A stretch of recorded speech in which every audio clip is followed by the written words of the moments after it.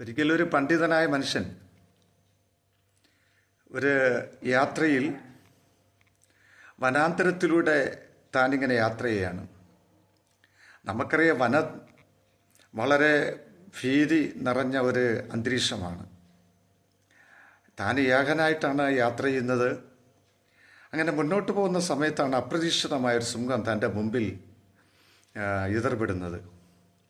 ഇത് കണ്ട മാത്രയിൽ അദ്ദേഹം വളരെ ഭയന്നുപോയി.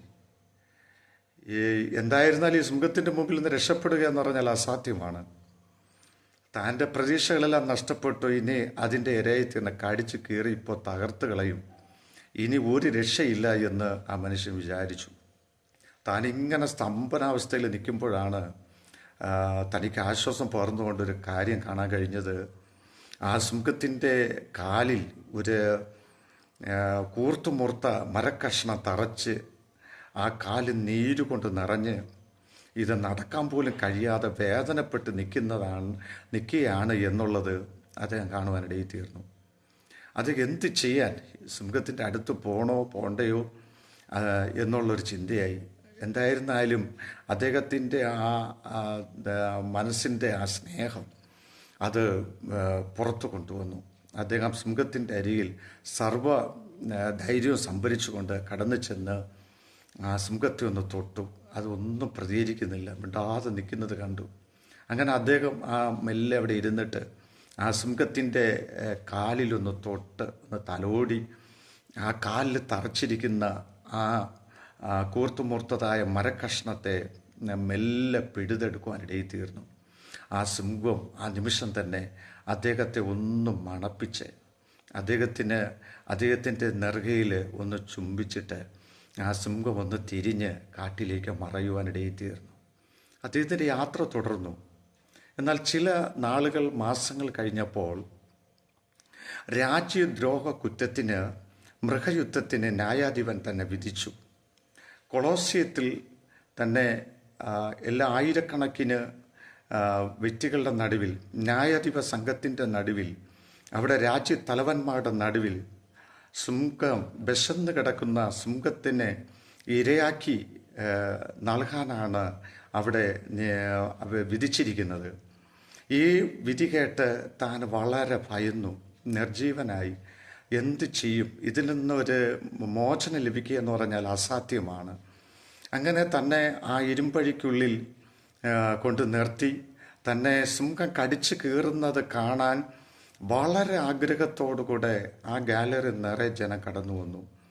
എല്ലാ ന്യായാധിപന്മാരുടെയും രാഷ്ട്ര തലവന്മാരുടെയൊക്കെ നടുവിൽ ഈ മനുഷ്യൻ എങ്ങനെ ഭയന്ന് വിറച്ച് നിമിഷങ്ങൾ കഴിയുമ്പോൾ സിംഹത്തിൻ്റെ ഇരയായി തീരാൻ പോകുന്നത് ഓർത്ത് താൻ അങ്ങനെ ഭയന്ന് നിൽക്കുകയാണ്.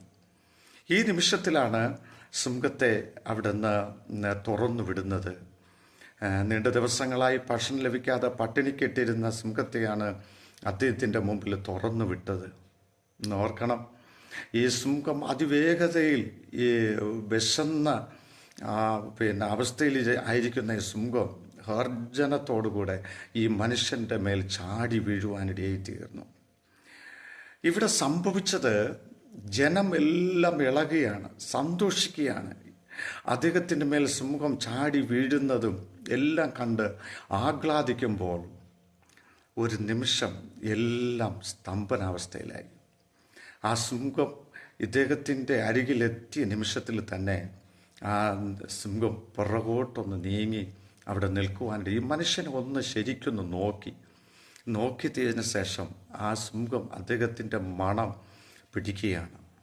അത് കഴിഞ്ഞിട്ട് ഈ സിംഹം മെല്ലെ ഒന്നിരുന്ന് അദ്ദേഹത്തിൻ്റെ 2 പാദങ്ങളെയും നക്കി തുടച്ചിട്ട് ഈ സിംഹം അദ്ദേഹത്തിൻ്റെ പാദത്തിൽ അദ്ദേഹത്തെ ഒന്ന് ചുംബനം ചെയ്തിട്ട് മെല്ലെ ആ കൂട്ടിലേക്ക് അത് കടന്നു പോകാനിടയിൽ തീർന്നു. പ്രിയരെ, നിങ്ങൾ നല്ലത് വിതച്ചിട്ടുണ്ടെങ്കിൽ നല്ലത് തന്നെ കൊയ്യും. നിങ്ങളുടെ തലമുറകളും അത് അനുഭവിക്കും. ഒരുപാട് സന്തോഷം ദൈവം നിങ്ങൾക്ക് തരും. നിങ്ങൾ തകരുന്നത് കാണുവാൻ ലോകവും ലോകത്തിലെ അധിപതികളും എല്ലാം നിങ്ങൾക്കെതിരായി വിധി പറഞ്ഞ് നിങ്ങളുടെ തകർച്ച കാണാൻ കൊതിച്ചു നിൽക്കുമ്പോൾ നിങ്ങൾ നല്ലത് വിധിച്ചിട്ടുണ്ടെങ്കിൽ അത് കാണുന്ന ഒരു സ്വർഗത്തിൽ ഒരു ദൈവം നിങ്ങൾക്കുണ്ട്. എൻ്റെ സർവശക്തനായ ദൈവം നിങ്ങൾക്ക് അനുകൂലമെങ്കിൽ പ്രതികൂലം ആരാണ്? എന്തിനാണ് ഈ ടെൻഷൻ? എന്തിനാണ് നിങ്ങൾ വേദനപ്പെടുന്നത്?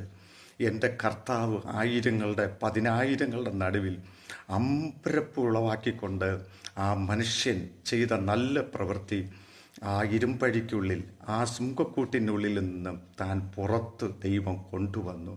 താങ്കളെ ദൈവം പുറത്ത് കൊണ്ടുവരും. ആയിരങ്ങളുടെ പതിനായിരങ്ങളുടെ നടുവിൽ ദൈവം തമ്പുരാൻ നിങ്ങളെ ആദരിക്കും. ചെയ്ത എല്ലാ ഉപകാരങ്ങളും സർവശക്തനായ ദൈവം 10,000 മടങ്ങ് നിങ്ങൾക്കും നിങ്ങളുടെ തലമുറകൾക്കും ദൈവം നൽകും.